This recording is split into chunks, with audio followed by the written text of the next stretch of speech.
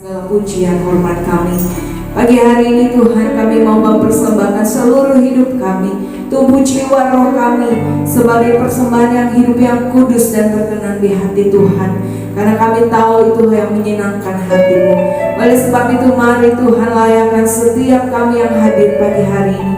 Ampuni segala dosa pelanggaran kami, kuduskan seluruh kehidupan kami Bapa, agar pagi hari ini kami boleh layak di hadapan Tuhan. Terima kasih Bapa, biarlah segala pujian penyembahan kami sungguh-sungguh boleh memuliakan nama Tuhan, dan hati Tuhan disenangkan lewat pujian penyembahan kami pagi hari ini.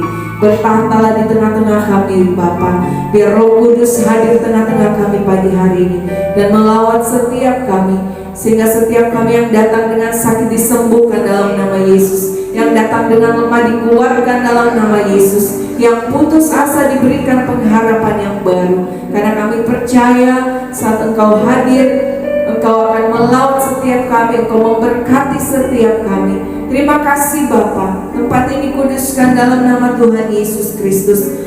Sucikan dengan kuasa darah-Mu Tuhan, dan setiap roh yang tidak berasal daripada Tuhan yang mau mengganggu ibadah kami pagi hari ini, bersahati kami berdoa dalam nama Yesus. Kami akan hancurkan kuasanya oleh kuasa darah Yesus. Terima kasih Bapa, kami siap memuji menyembah-Mu pagi hari ini di dalam nama Yesus. Haleluya, amin. Mari berikan yang terbaik bagi Tuhan pagi hari ini Bapak Ibu Saudara. Hatiku mau menyembah-Mu, jiwaku merindukan Yesus.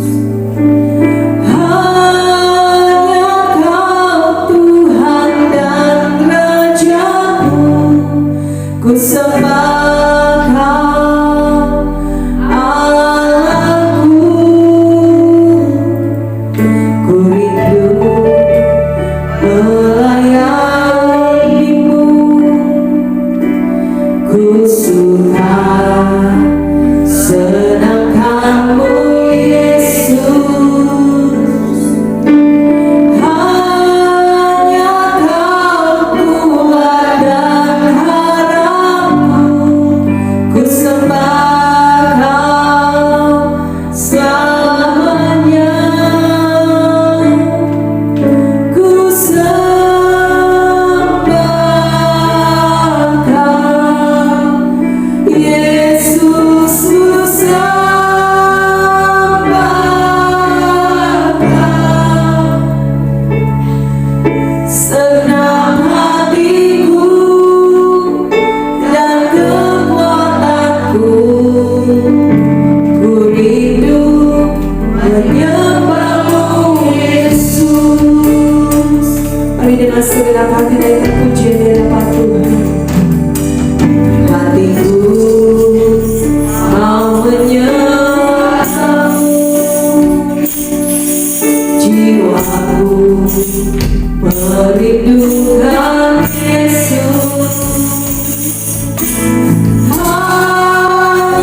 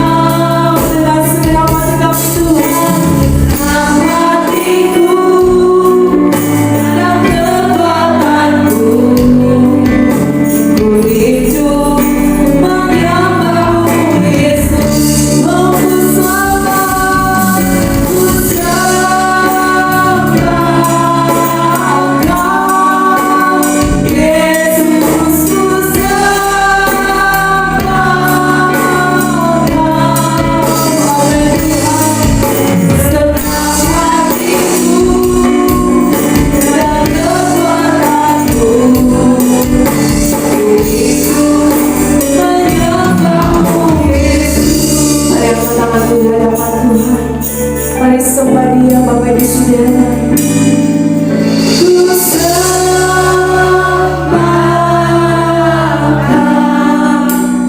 Yesus, ku sembahkan dengan segenap hati kami Tuhan, segenap hatiku dan kekuatanku.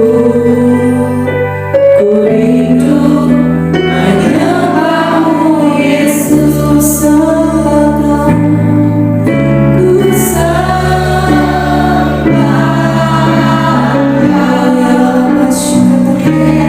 Yesus,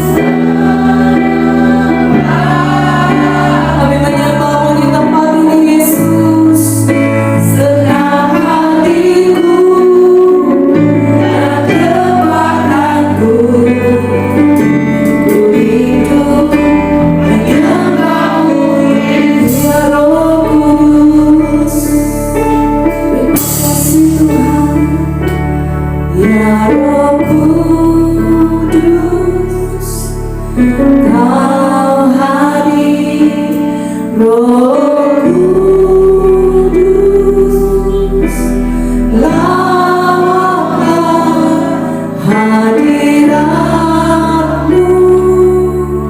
penuhiku waktuku datang untuk menyembahmu, ya Roh Kudus. Kau hadir, Roh Kudus, lawatlah hadiratmu, penuhiku waktuku datang untuk menyembahmu. Ku sembahkan Yesus, ku sembahkan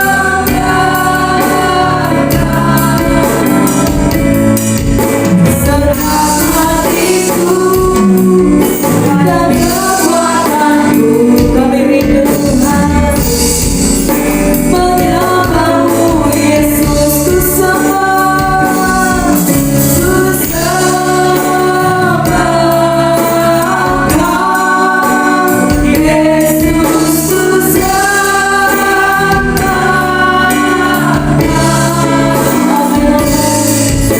segenap hatiku dan kekuatanku. Ku rindu menyembahmu Yesus, segenap hatiku, segenap hatiku dan kekuatanku. Ku rindu menyembahmu Yesus, segenap hatiku, segenap hatiku dan kekuatanku. Amin. Ku rindu menyembahmu Yesus. Haleluya Tuhan. Ini hati kami Tuhan yang rindu menyembahmu. Terima kasih Yesus. Haleluya, haleluya.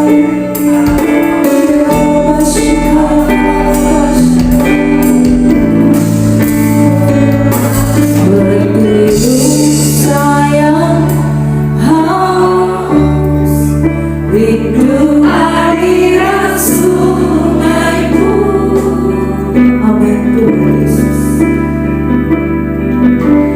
Hatiku tak tahan menunggumu.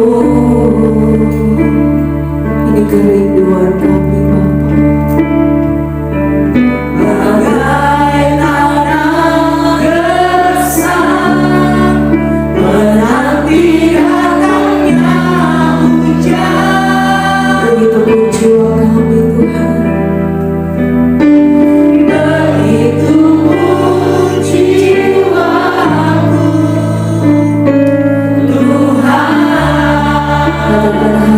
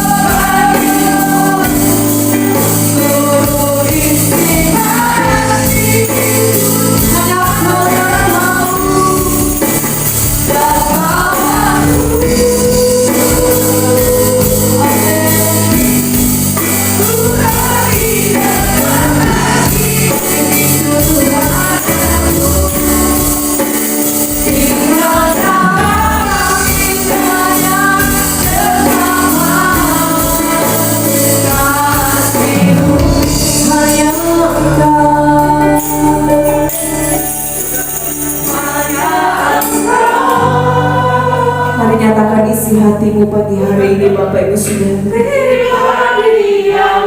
Mari nyatakan kerinduanmu kepada Tuhan pagi hari ini.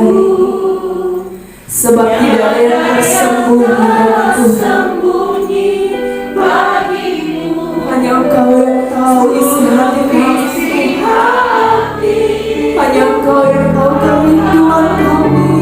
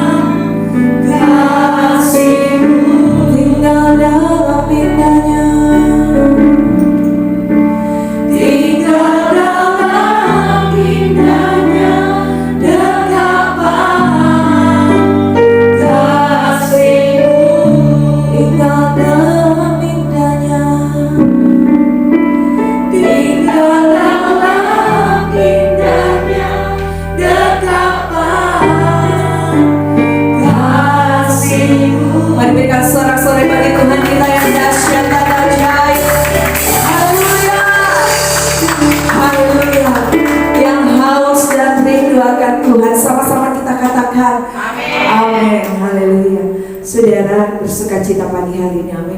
Kasih tahu samping kiri kananmu, Bapak Ibu Saudara, katakan Tuhan Yesus mengasihi engkau. Amin.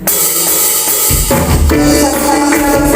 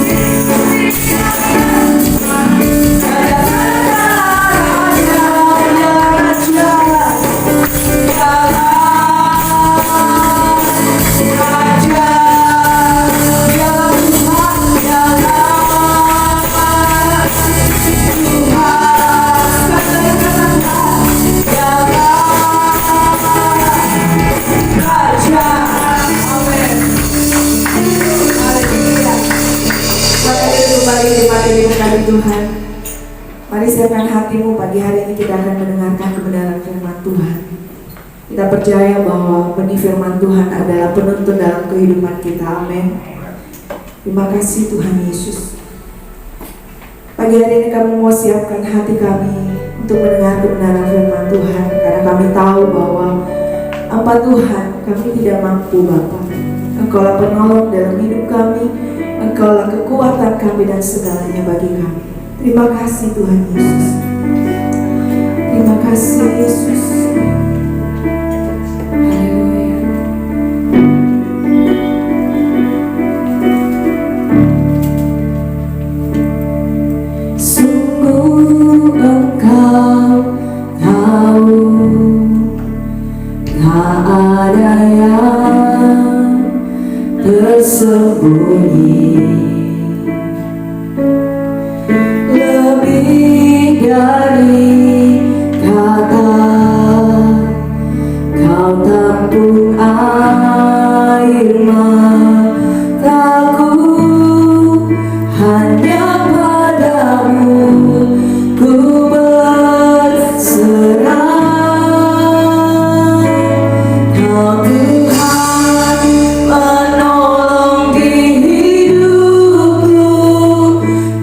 kekuatanku hanyalah di dalam-Mu. Kau setia memulihkanku, hidupku memuliakan nama-Mu. Rahmat-Mu menaungi hidupku. Kau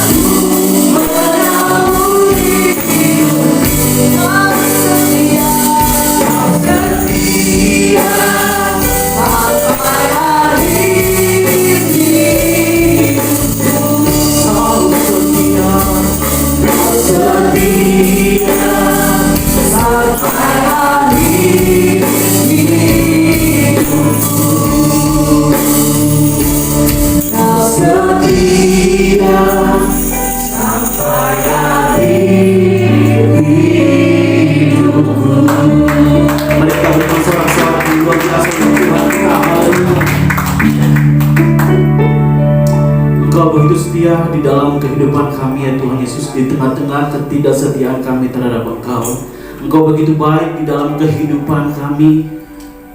Siapakah kami ini ya Tuhan Yesus, sehingga Engkau begitu mengasihi kami. Kami ada saat ini, itu semua karena kebaikan Tuhan, cinta kasih Tuhan di dalam kehidupan kami.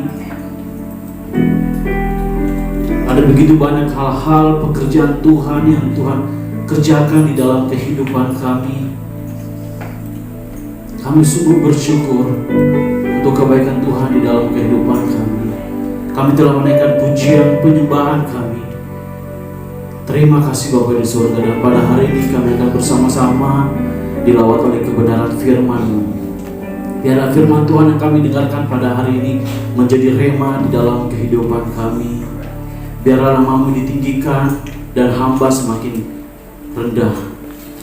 Hamba tidak lebih dari semua jemaat-Mu tempat ini. Engkau pakai hamba-Mu menjadi seorang berkat untuk jemaat Tuhan di tempat ini. Kami sambut berkat firman Tuhan di dalam nama Tuhan Yesus. Haleluya, amin. Haleluya. Jemaat Tuhan dipersilakan duduk. Bapak Ibu, bagaimana kabarnya? Luar biasa. Saya cuma mendengar bagian sini. Bapak Ibu, jemaat Tuhan, bagaimana kabarnya? Luar biasa. Haleluya. Sekali lagi kita berikan tepuk tangan. Luar biasa. Haleluya, amin.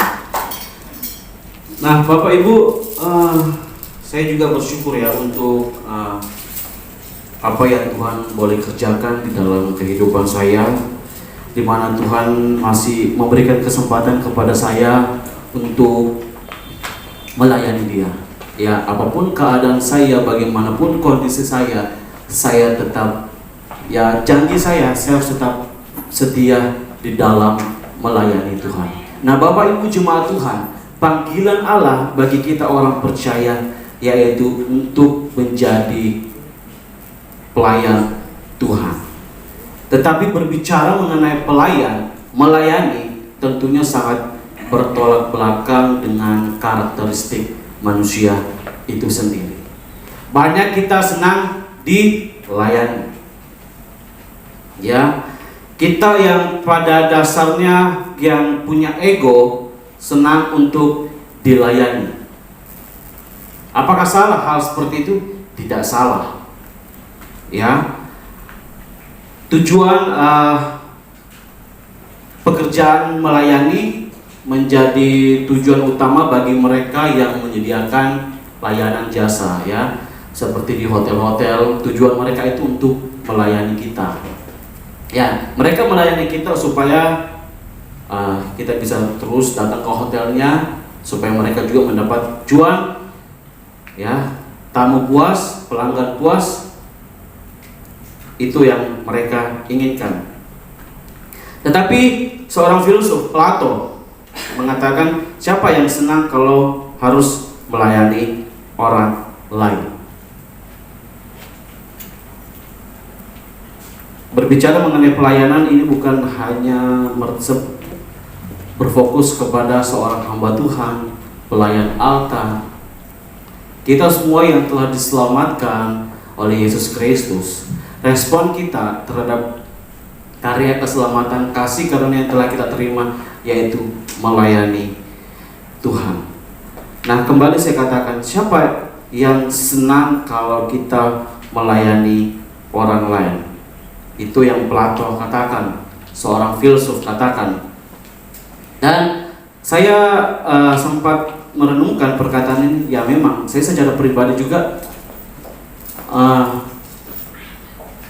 kalau soal pelayanan itu kadang mikir-mikir ya. Kadang mikir-mikir siapa yang saya layani, siapa yang harus saya layani, orangnya seperti apa yang akan saya layani, ya. Kadang kita juga milih-milih dalam pelayanan. Dan betul yang apa yang dikatakan oleh Plato. Siapa sih yang senang kalau kita harus melayani orang lain? Sehingga seringkali kalau kita mau melayani orang lain, dalam prakteknya mulut kita secara verbal mengatakan saya seorang pelayan, tetapi prakteknya kita tidak menggambarkan diri sebagai seorang pelayan. Bapak Ibu jemaat Tuhan, Tuhan Yesus berpesan kepada kita harus melayani. Melayani bukan hanya di gereja, melayani bukan hanya di persekutuan, tetapi kehidupan Bapak Ibu di luar gereja, di luar persekutuan kita harus melayani Tuhan. Nah, tema kita hari ini melayani bukan dilayani.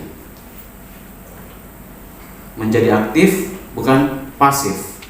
Kita harus aktif, bukan menjadi orang yang pasif. Nah, mari kita baca di dalam Markus 10 ayat 35 sampai 45.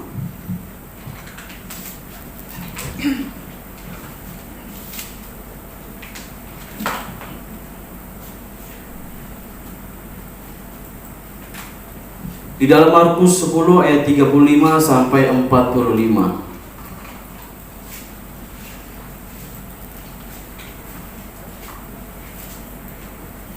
Saya ayat yang ganjil, Bapak Ibu jemaat Tuhan ayat yang genap. 35. Lalu Yakobus dan Yohanes, anak-anak Zebedius, mendekati Yesus dan berkata kepadanya, "Guru, kami harap supaya engkau kiranya mengabulkan suatu permintaan kami." Jawabnya kepada mereka, "Apa yang mau hendak aku buat bagimu?"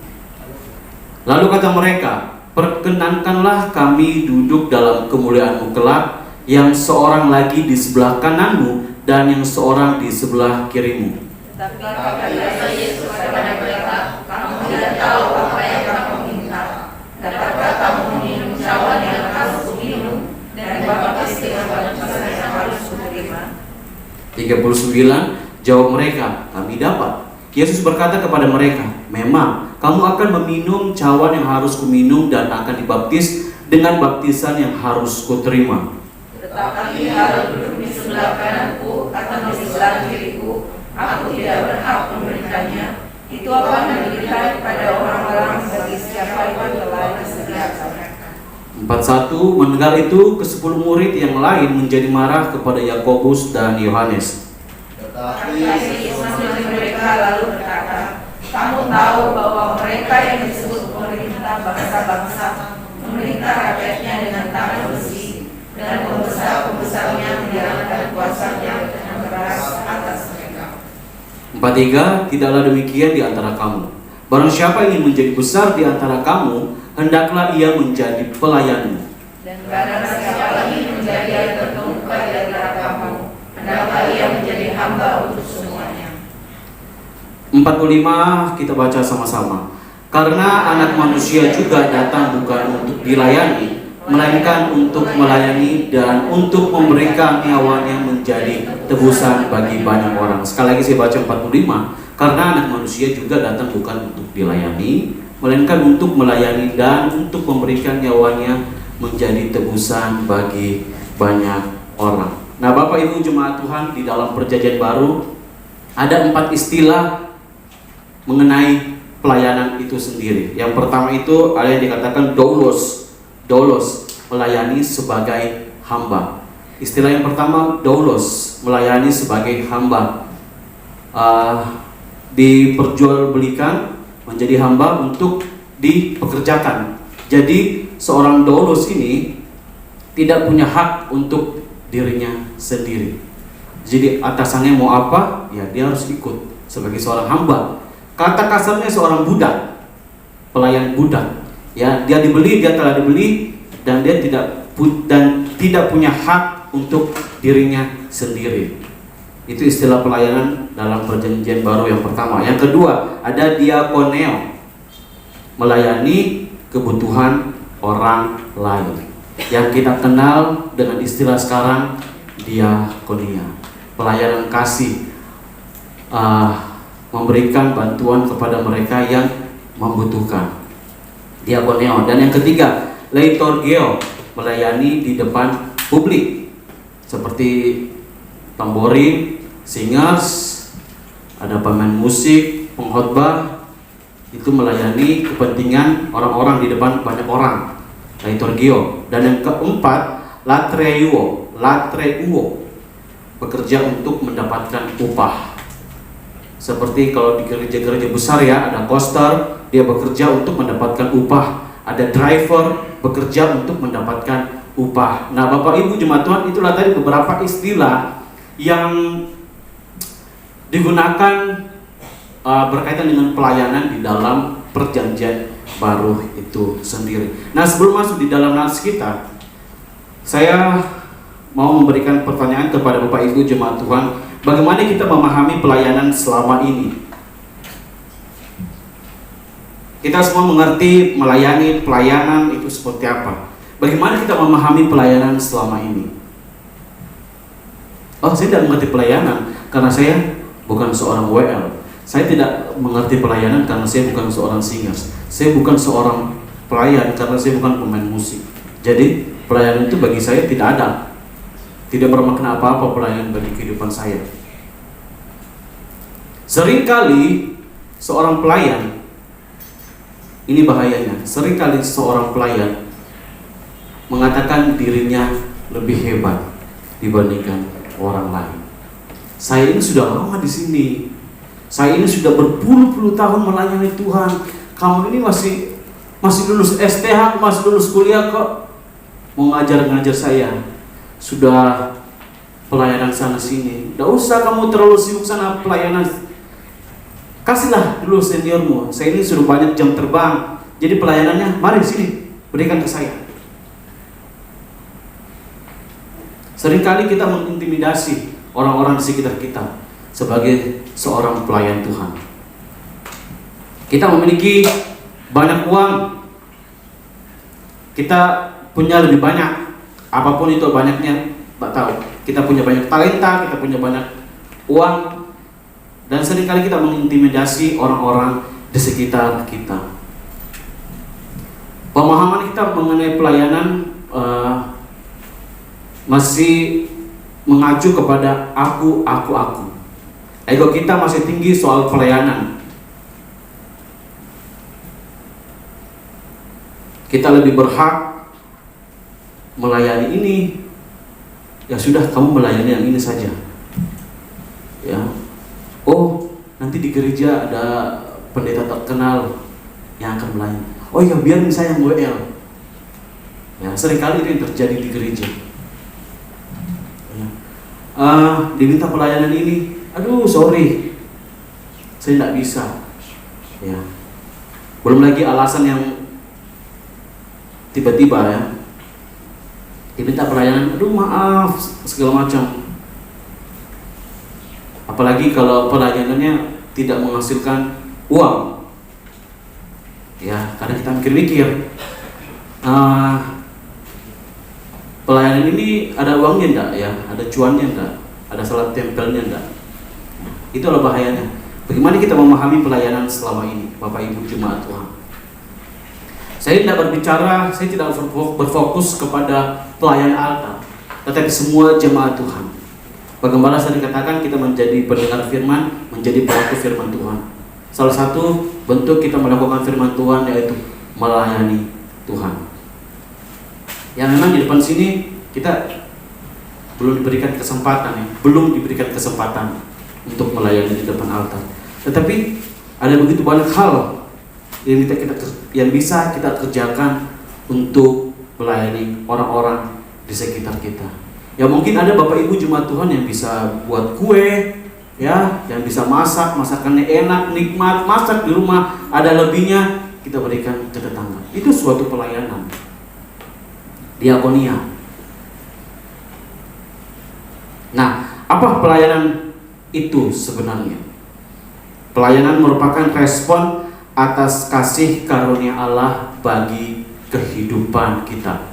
Itu yang pertama. Pelayanan adalah respon atas kasih karunia Allah yang diberikan kepada kita. Pelayanan bukan salah satu syarat untuk masuk surga. Jangan berpikir karena saya banyak pelayanan, jam terbang saya tinggi, saya banyak memberi, saya banyak menolong orang lain, saya akan masuk surga. Tidak menjamin, Bapak Ibu jemaat Tuhan. Kita telah diselamatkan oleh darah Yesus Kristus, kasih karunia yang telah kita terima secara cuma-cuma.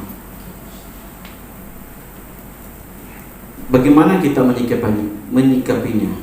Kita harus melayani Tuhan. Pelayanan adalah penyerahan diri sebagai hamba Allah. Kita tunduk di bawah otoritas Tuhan, kita tunduk di bawah otoritas yang kita layani. Penyerahan diri sebagai hamba Allah. Hamba Allah, hamba Tuhan, bukan, sekali lagi saya katakan, bukan bagi mereka yang menyampaikan firman Tuhan di depan sini. Hamba Tuhan adalah kita semua. Ya, tidak ada itu dikatakan firman Tuhan. Hamba Tuhan itu bagi mereka yang telah menyelesaikan sekolah pendidikan teologi, yang mengikuti kuliah, itu dikatakan hamba Tuhan. Ya, kadang saya kurang setuju, ya, kurang ada di gereja-gereja tertentu yang begitu, bagaimana ya, yang terlalu mengkhususkan ini hamba Tuhan, ini hamba Tuhan, ini hamba Tuhan. Bagi saya sih kita semua sama, ya. Yang berbeda itu cuman ya pengetahuannya segala macam, hanya itu yang berbeda. Kita semua ini hamba-hamba Tuhan yang bekerja untuk Kristus. Dan pelayanan adalah persembahan hidup yang kudus dan bentuk dedikasi diri kita dalam memikul salib Kristus. Serta pelayanan adalah menjalankan visi dan misi Allah dalam menyelamatkan umat manusia. Nah, kita masuk di dalam nats kita, bisa ayat 35.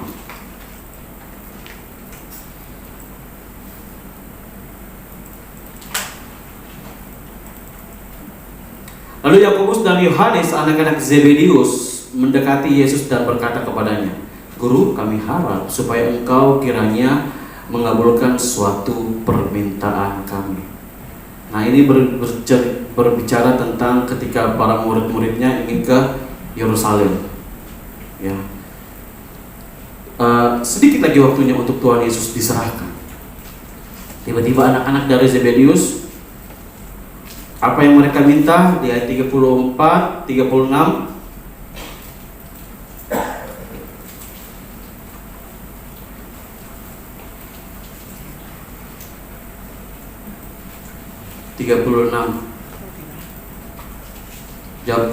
Jawab Yesus kepada mereka, "Apa yang kamu kehendaki aku perbuat bagimu?"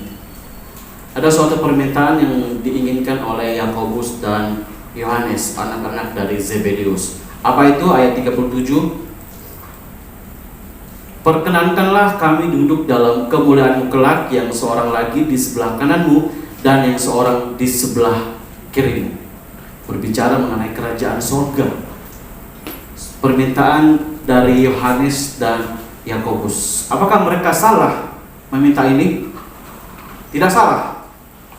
Karena mereka berbicara, mereka berhadapan dengan orang yang tepat. Yesus Kristus yang mempunyai kerajaan surga, yang adalah Mesias itu sendiri. Tetapi bagaimana ambisi mereka? Kita kembali kepada ambisi mereka ketika mereka menginginkan meminta kemuliaan dari Bapa. Apa yang Yesus katakan di ayat 38? "Kamu tidak tahu apa yang kamu minta. Dapatkah kamu meminum cawan yang harus kuminum dan dibaptis dengan baptisan yang harus kuterima?" Ambisi mereka, ambisi Yohanes dan Yakobus, mereka tidak tahu apa yang mereka minta. Ada sesuatu yang harus dilalui, dan lihat kepada siapa mereka berbicara, kepada Yesus itu sendiri yang memiliki kerajaan sorga. Ada cawan yang harus kuminum, detik-detik penyerahan Yesus di kayu salib. Selanjutnya, ya, kami dapat. Dengan entengnya mereka mengatakan kami dapat. Kedua gambaran ini, gambaran cawan dan baptisan, merupakan gambaran yang memperjelas kenyataan bahwa para murid, demi kerajaan yang mereka minta, harus mengikuti jalur penderitaan. Dan Yesus bertanya kepada mereka, apakah mereka bersedia melakukannya? Jawaban kedua murid itu sangat mengejutkan. Ya, kami dapat. Kesediaan mereka sangat besar untuk mendapatkan kemuliaan itu. Tetapi sekali lagi Yesus menangkis. Memang jalur penderitaan itu harus dilalui, tetapi pengorbanan itu tidak akan membawa kemuliaan dengan sendirinya. Tidak akan membawa kemuliaan bagi Yohanes dan Yakobus. Yang mengartikan bahwa penderitaan itu ada konsekuensi dari tahapan yang harus dijalani. Ini bukan suatu permintaan yang biasa, suatu ambisi yang salah. Mereka minta kepada orang yang tepat, ya, mereka tidak salah, tetapi kembali kepada ambisi mereka untuk minta kemuliaan kepada Yesus Kristus. Dan bagaimana reaksi dari para murid-murid? Ayat 40 mungkin ya. Next. Mendengar itu ke-10 murid yang lain menjadi marah kepada Yakobus dan Yohanes. Mengapa mereka marah? Ya karena mereka mau juga, tapi mereka tidak berani ngomong. Ya gitu, simpelnya seperti itu. Mereka juga mau, tapi bisa-bisanya Yakobus dan Yohanes minta Allah seperti itu. Ya kami juga mau dong, tapi beraninya kamu bicara seperti itu?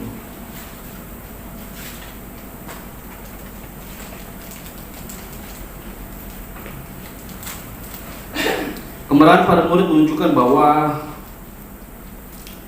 mereka tidak suka dengan sinyal yang diungkapkan oleh kedua murid tersebut. Mereka mengekspresikannya dengan kemarahan. Bagaimana ambisi mereka untuk mendapatkan kemuliaan dari Yesus Kristus sendiri. Dan sebelum masuk ke dalam poin kita masuk di dalam pembahasan kita, mengapa kita harus melayani? Sebelum kita masuk ke 43 sampai 45. Mengapa kita harus melayani, bukan dilayani? Pertama, karena Yesus telah melayani kita.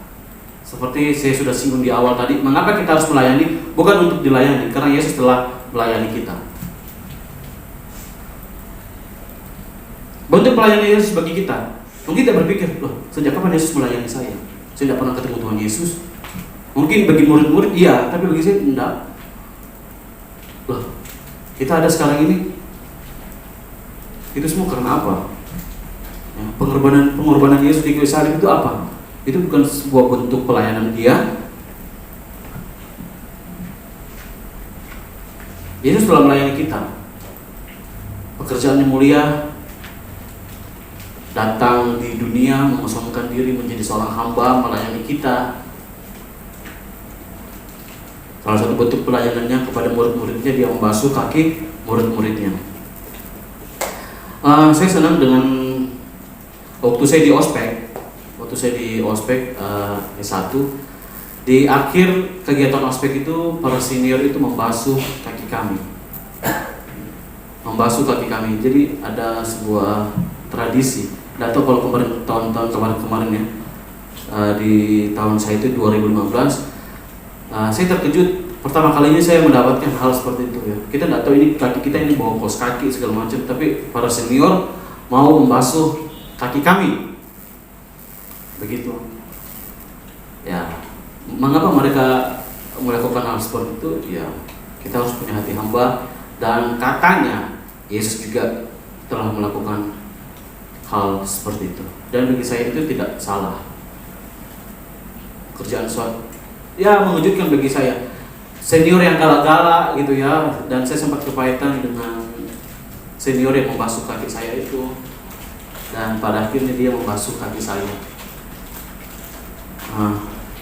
Suatu pekerjaan yang sangat memberkati bagi kehidupan saya pribadi ya, seperti itu. Mengapa kita harus melayani? Bukan untuk dilayani, karena Yesus telah melayani kita.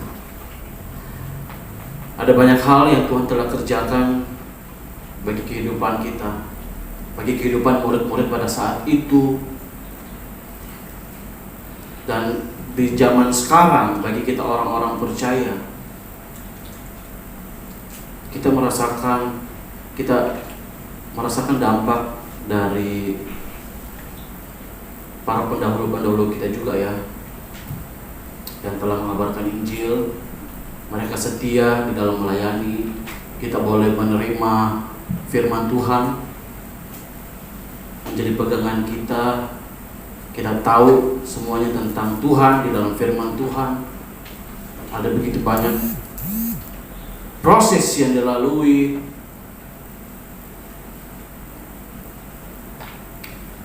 Yesus telah melayani mereka, para murid-murid, sehingga mereka dengan setia, mereka dengan tekun memberitakan Injil, sehingga Injil itu sampai kepada kita semua. Kristus telah melayani kita, maka kita juga harus melayani.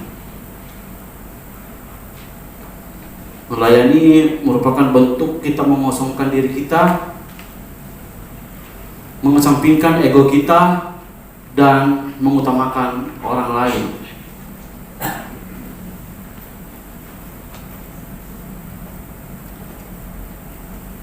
Benarlah apa yang dikatakan Plato, siapa yang mau menjadi pelayan bagi orang lain?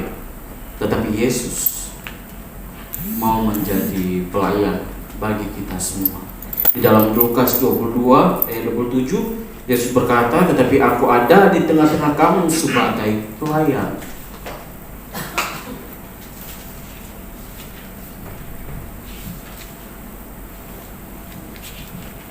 Jangan kita menjadi orang Kristen yang terlalu enak. Saya selalu tekankan bagi kita jemaat Tuhan, ya memang keselamatan kita sudah pasti. Tetapi apa yang harus kita kerjakan untuk Tuhan, yaitu melayani Dia. Kehidupan kita ini terlalu enak, ya. Kita mau melayani, ya terserah saya. Saya mau melayani Tuhan kalau ada amplopnya, salam tempelnya. Saya mau melayani Tuhan kalau tempatnya bagus. Banyak sekali impian-impian kita dalam melayani Tuhan. Nanti saya melayani Tuhan kalau saya sehat, segala macam. Banyak sekali alasan-alasan kita untuk melayani Tuhan.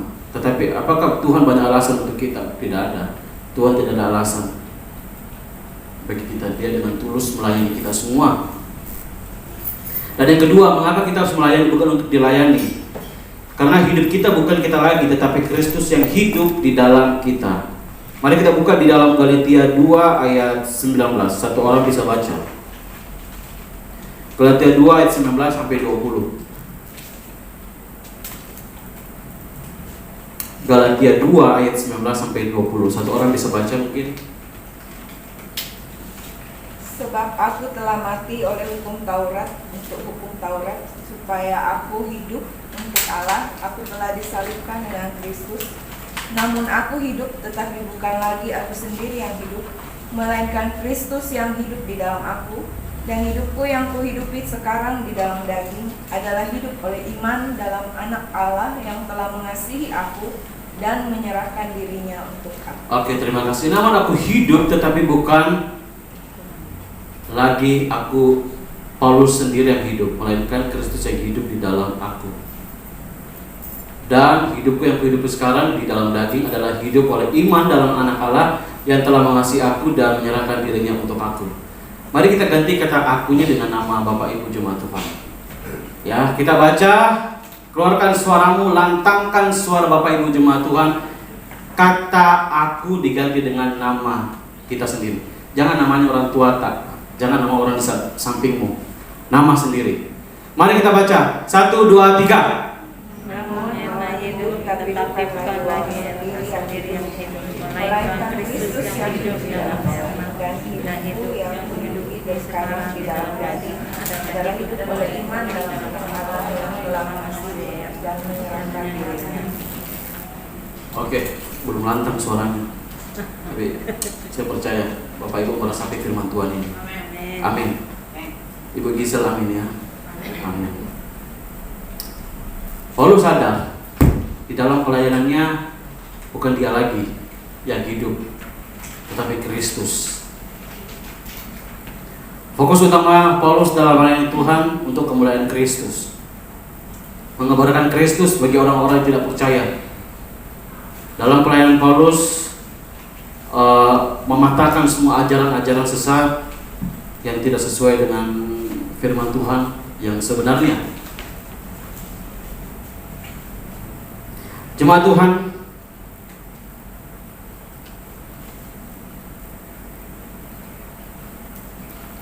kita bukan hidup kita lagi, melainkan Kristus yang hidup di dalam kita. Seperti apa yang dikatakan oleh Paulus di dalam pelayanannya, menjadi fokus utamanya Kristus. Dia melayani Kristus karena apa? Kristus yang ada di dalam kehidupannya.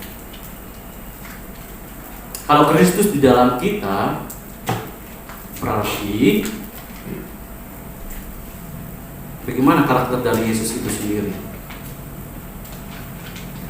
Yaitu fokus melayani dengan hati yang tulus, dengan sikap rendah hati, tidak pilih-pilih pelayanan, tidak banyak alasan dalam melayani Tuhan. Karena hidup kita ini ya Kristus. Ada Kristus di dalam diri kita.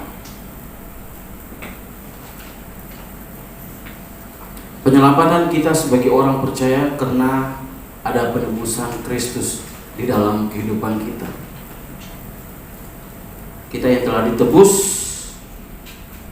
Yesus telah menebus kita, maka kita ini bukan kita lagi, tetapi semuanya mempunyai Kristus, milik Kristus. Bapak Ibu percaya telah ditebus oleh darah Yesus Kristus, amin. Kita semua telah ditebus. Tidak ada, insya Allah kita semua pasti telah ditebus dan menerima keselamatan dari Kristus. Kita semua ini milik Kristus. Dan yang ketiga, mengapa kita harus melayani? Bukan untuk dilayani, karena merupakan panggilan mutlak dari Allah. Kita baca di Yeremia pasal 1. Yeremia pasal 1.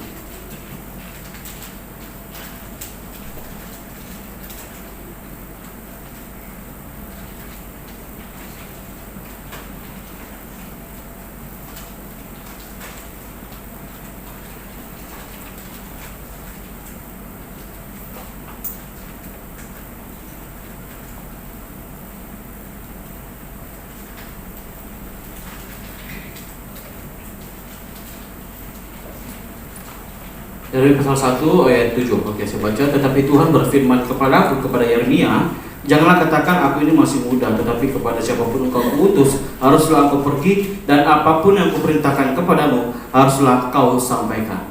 Nah, Bapak Ibu jemaat Tuhan, Yeremia sempat menolak panggilan Tuhan. Alasannya apa? Bagi saya alasan sempat ya cukup masuk akal ya, karena bagi dia masih muda. Alasan masuk akal ya, dia masih muda, belum bisa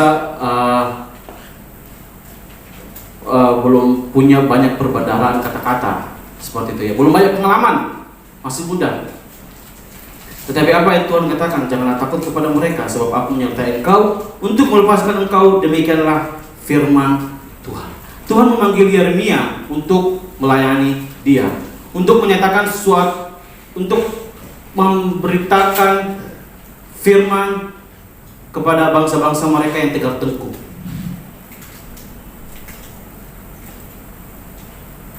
Dan Tuhan berjanji kepada Yeremia ayat 8, sebab aku akan menyertai engkau. Kalau Tuhan yang memanggil, siapa yang bisa menolak? Mungkin memang Tuhan tidak panggil lewat telepon, halo Ibu Rika, bisa melayani saya. Tidak. Tuhan berbicara melalui orang-orang di sekitar kita, melalui firman Tuhan. Kegerakan hati kita untuk melayani Tuhan, itu semua pekerjaan Tuhan bagi kehidupan kita. Kalau Tuhan sudah panggil kita untuk melayani Tuhan, jangan tawa-tawa. Ada Tuhan, kalau Tuhan panggil untuk menjadi singers, tadi angel ya, angel sudah singers, ya luar biasa. Mari kita bertepuk tangan untuk Tuhan kita. Haleluya. Ada kegerakan baru di gereja kita, amin. Kalau Tuhan sudah memanggil kita untuk melayani Dia, siapa kita yang bisa menolaknya?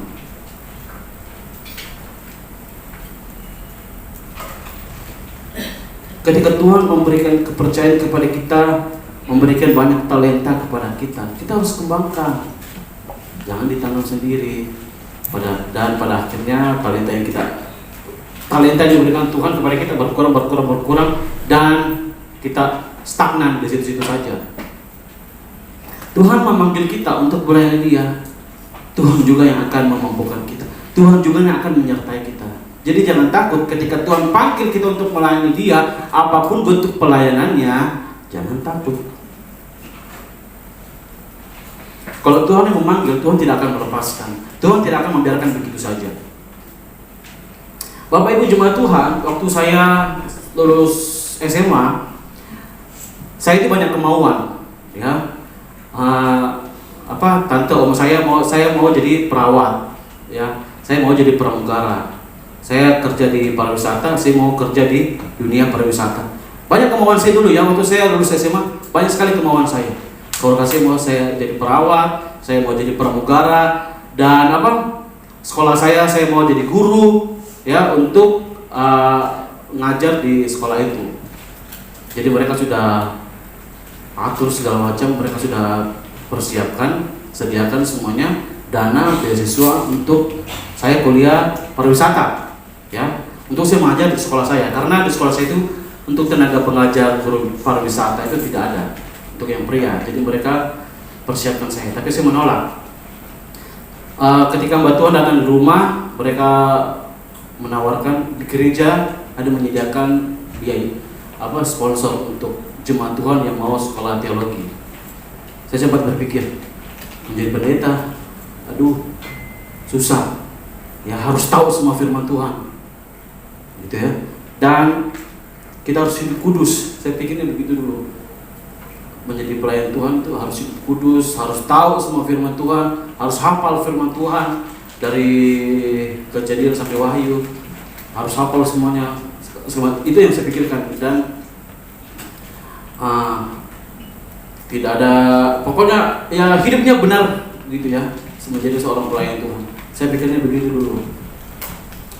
Tetapi ya sudah, saya ambil ya udah, saya terima untuk ambil biaya sponsor itu dari gereja saya.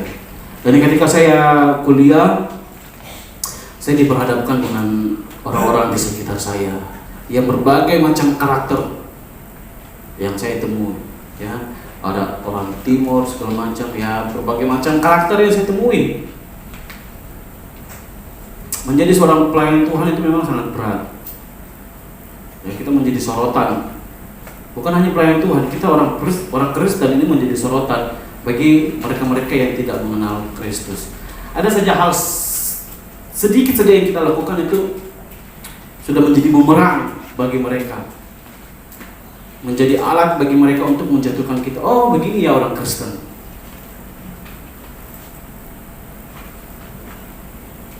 Jadi ketika Tuhan panggil saya untuk melayani Dia, di situ saya baru mengerti tentang pelayanan itu sendiri. Ketika saya sekolah teologi, saya mengerti melayani Tuhan ini ya begini, harus siap menanggung resiko, harus melepaskan ego, tidak bisa katakan tidak, harus ya demi pekerjaan Tuhan. Menjadi ya, kita melayani Tuhan itu memang berat. Tapi kita percaya ada penyertaan Tuhan bersama-sama dengan kita. Tuhan memanggil kita. Tuhan tidak akan melepaskan kita.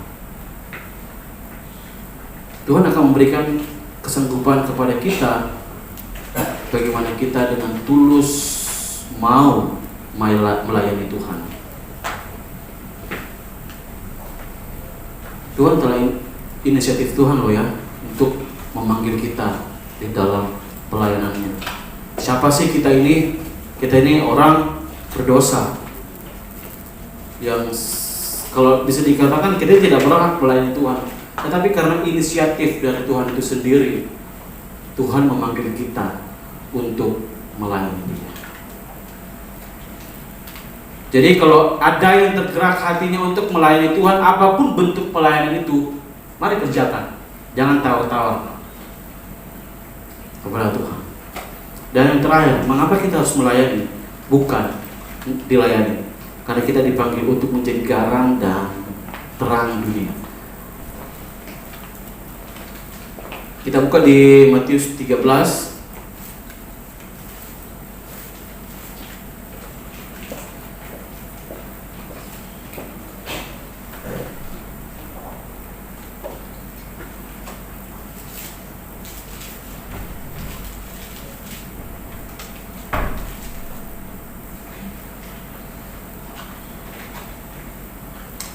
Matius 5 ayat 13 sampai 16. Matius 5 ayat 13 sampai 16. Kaum pria ayat 13 dan 14. Kaum laki-laki 13 dan 14. 15 dan 16 kaum perempuan, ibu-ibu, wanita. Oke. Sudah dapat ya? Matius 5 ayat 13 dan 14. Mari bapak-bapak, kaum pria semuanya kita baca. Kamu adalah garam dunia. Jika garam itu menjadi tawar, dengan apakah ia diasinkan? Tidak ada lagi gunanya selain dibuang dan diinjak orang. Kamu adalah terang dunia. Kota yang terletak di atas gunung tidak mungkin tersembunyi. Lagi pula tidak boleh menyalakan pelita lalu meletakkannya di bawah gantang, melainkan di atas kaki yang sehingga menerangi semua orang yang dalam rumah itu. Demikianlah hendaknya kamu bercahaya di depan orang, supaya mereka lihat perbuatanmu yang baik dan memuliakan Bapamu yang di surga. Kita dipanggil Tuhan untuk menjadi garam dan terang. Bukan kita yang digarami, bukan kita yang diterangi. Kita telah dipanggil menjadi garam dan terang dunia. Menjadi garam bagi di sekitar kita yang telah tawar. Memberikan dampak bagi orang-orang di sekitar kita. Ya, mereka tidak merasakan apa-apa, mereka tidak tahu apa-apa. Kita datang di tengah-tengah mereka, memberitakan kasih Kristus bagi mereka dan menjadi terang bagi kehidupan mereka. Bukan kita yang digerami, ya, bukan kita yang diterangi. Jangan terbalik. Kita yang harus menjadi garam dan menjadi terang. Jangan sampai garam itu menjadi hambar, menjadi tawar di dalam kehidupan kita. Jadi itu tadi beberapa alasan mengapa kita harus melayani, bukan untuk dilayani. Dan dari semuanya itu kita harus mempergunakan senjata pelayanan kita. Yang pertama, firman Tuhan. Melayani Tuhan, kita harus tahu juga landasan firman Tuhan. Kita juga harus tahu firman Tuhan. Dan doa. Ketika kita melayani Tuhan, tidak terlepas dari kehidupan doa kita dan Roh Kudus itu sendiri. Roh Kudus yang memberikan kemampuan kepada kita untuk melayani Dia. Dan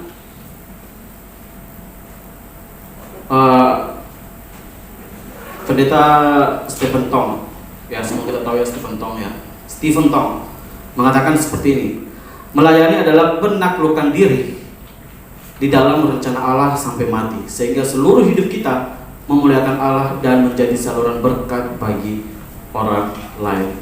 Melayani adalah penaklukan diri di dalam rencana Allah sampai mati, sehingga seluruh hidup kita memuliakan Allah dan menjadi saluran berkat bagi orang lain. Kembali saya jelaskan kepada Bapak Ibu, kita tidak perlu menjadi sarjana untuk melayani Tuhan. Kita tidak perlu pandai berkata-kata untuk melayani Tuhan. Kita tidak perlu koneksi kepada orang-orang terkenal untuk melayani Tuhan. Di dalam Markus 10 ayat 43 sampai 45, ketika para murid Yesus berdebat untuk memperebutkan tempat terhormat, Yesus mengatakan kepada mereka, barang siapa ingin menjadi besar di antara kamu, hendaklah ia menjadi pelayanmu, dan barang siapa ingin menjadi yang terkemuka di antara kamu, hendaklah ia menjadi hamba untuk semuanya. Karena Anak Manusia juga datang bukan untuk dilayani, melainkan untuk melayani dan untuk memberikan nyawanya menjadi tebusan bagi banyak orang. bisa dibuka ya. Karena anak manusia juga datang bukan untuk melayani. Yesus bukan hanya datang untuk dilayani, melainkan untuk melayani. Jadi inilah yang menjadi dasar utama kita di dalam Markus 10 ayat 45. Menjadi teladan kita, pegangan kita, bagaimana kita harus melayani Tuhan di dalam kehidupan kita. Jangan kita menjadi pelayan yang menuntut untuk dilayani. Mari kita mengikut teladan kita Tuhan Yesus yang telah melayani bukan untuk dilayani. Kita bersama-sama angkat pujian melayani. Berdoa. Kita merenungkan karya Tuhan di dalam kehidupan kita. Respon kita yang adalah orang-orang yang telah ditebus melayani Tuhan dengan sungguh-sungguh. Melayani lebih sungguh.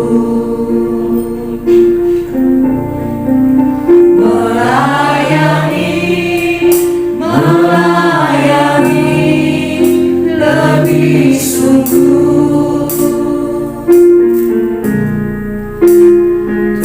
Tuhan lebih dulu melayani kepadamu, melayani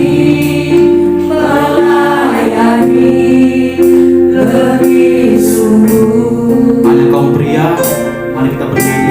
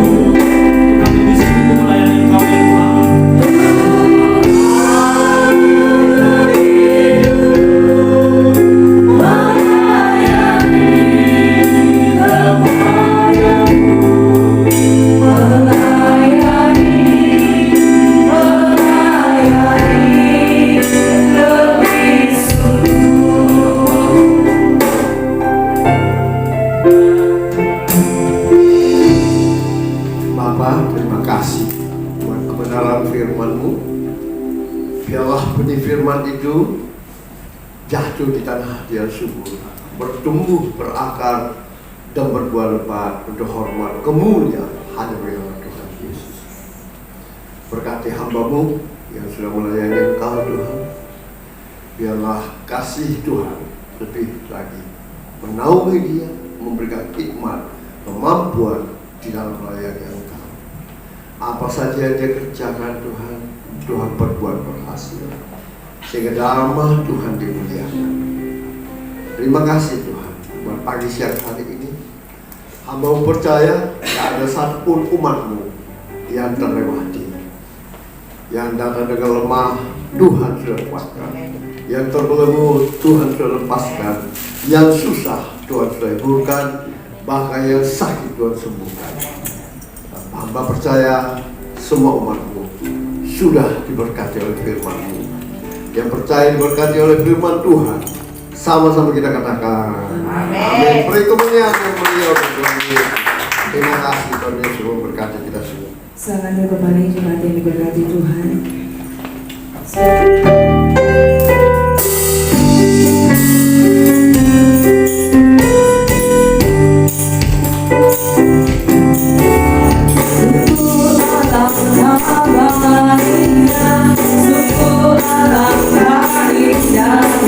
Bila kau merasa semua hidupku bersama, sungguh alangkah bahagia, sungguh alangkah indahnya.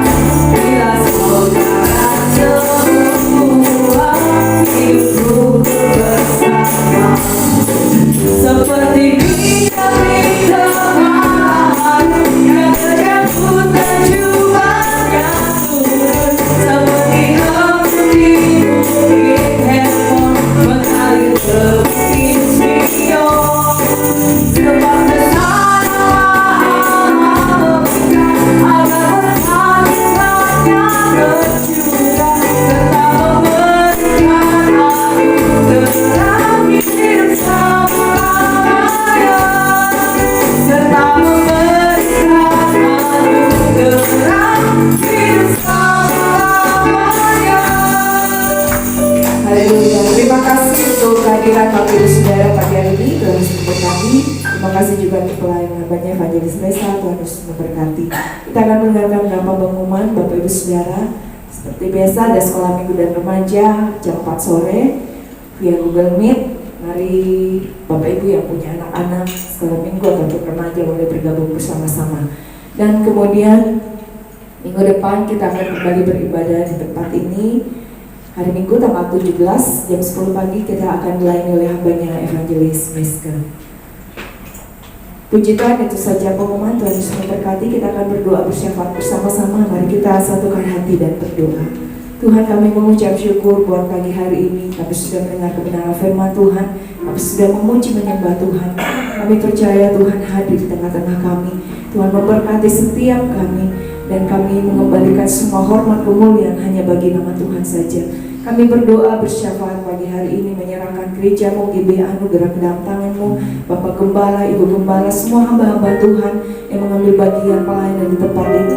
Tuhan memberkati kehidupan mereka pribadi lepas pribadi.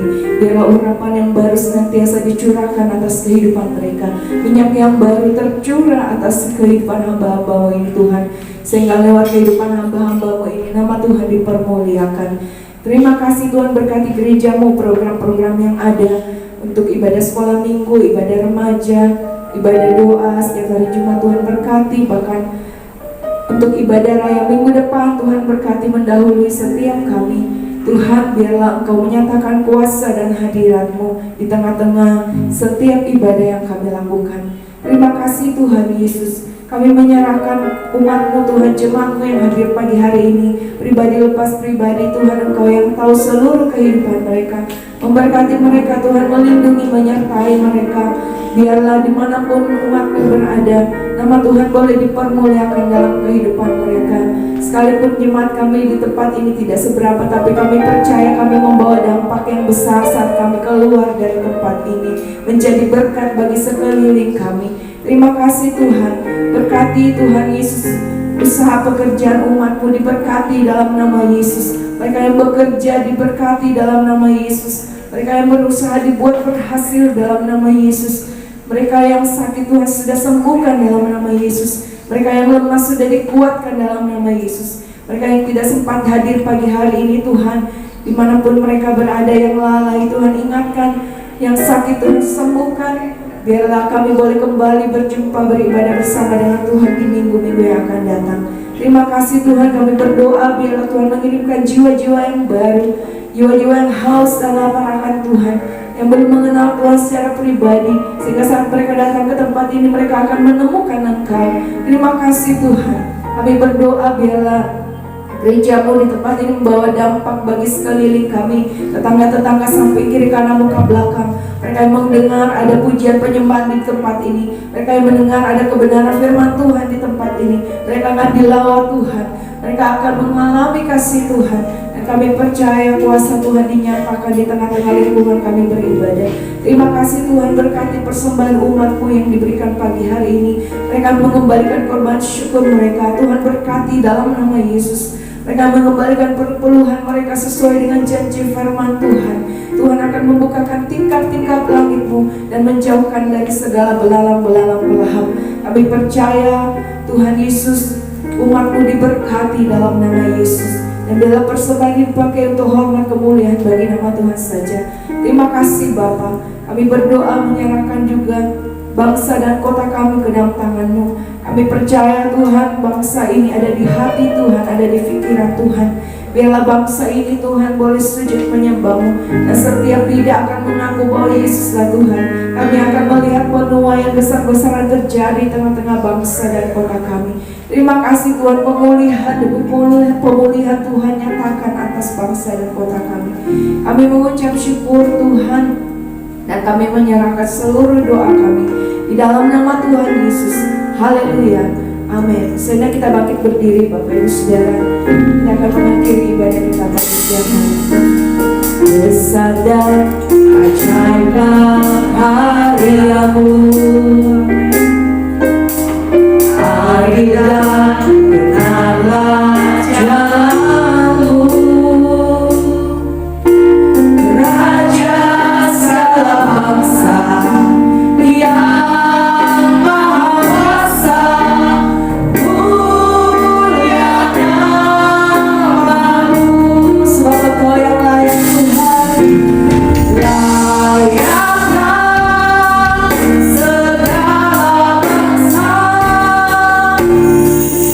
sujud sembah padamu.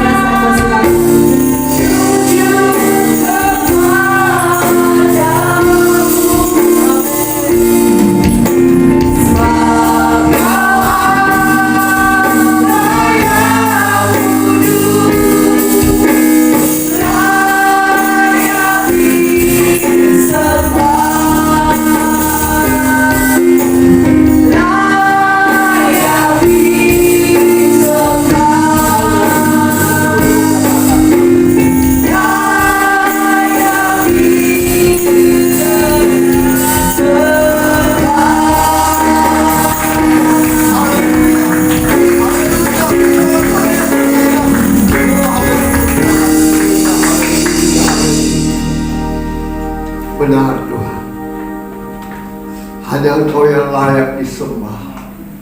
Sebab Allah yang besar, Allah yang mengasihi kami, Allah yang telah menyelamatkan kami, Allah yang telah menjagai, memberkati, bahkan selalu ada dalam hidup kami. Terima kasih Tuhan Yesus. Hamba percaya Roh Kudus, Engkau ada bersama dengan kami. Dan Engkau bersemayam di atas puji-pujian umat-Mu. Bahkan Engkau semua memberkatinya menjadi dupa yang harum di hadapan-Mu, menyenangkan hati-Mu. Bahkan setiap kami sudah diberkati oleh firman-Mu. Biarlah menjadi remah dalam kehidupan kami, sehingga umat-Mu menjadi pendengar dan pelaku firman-Mu, dan janji-janji firman-Mu digenapi dalam kehidupan mereka di dunia ini, terlebih-lebih di surga. Oleh sebab itu, sebelum kami berpisah untuk bertemu kembali di waktu yang datang, izinkan hamba-Mu memohon berkat-Mu bagi umat-Mu yang Kau kasihi. Mari umat Tuhan yang dikasihi Tuhan, angkat iman percaya-Mu untuk menerima berkat Tuhan, dengan mengangkat kedua belah tanganmu di hadapannya. Diberkatilah engkau di kota, diberkatilah engkau di ladang, diberkatilah buah kandunganmu, diberkatilah tempat adonanmu, diberkatilah bakulmu, diberkatilah keluar masukmu. Dibiarkan musuh maju berperang melawan kau terpukul kalah olehmu. Dan apa yang sedang engkau kerjakan, Tuhan berkati sehingga engkau semakin naik dan tidak pernah turun. Engkau menjadi kepala dan bukan menjadi ekor, mulai pagi siang hari ini sampai kekal selama-lamanya. Yang percaya diberkati Tuhan, dilindungi, disertai dan dipelihara Tuhan. Sama-sama kita katakan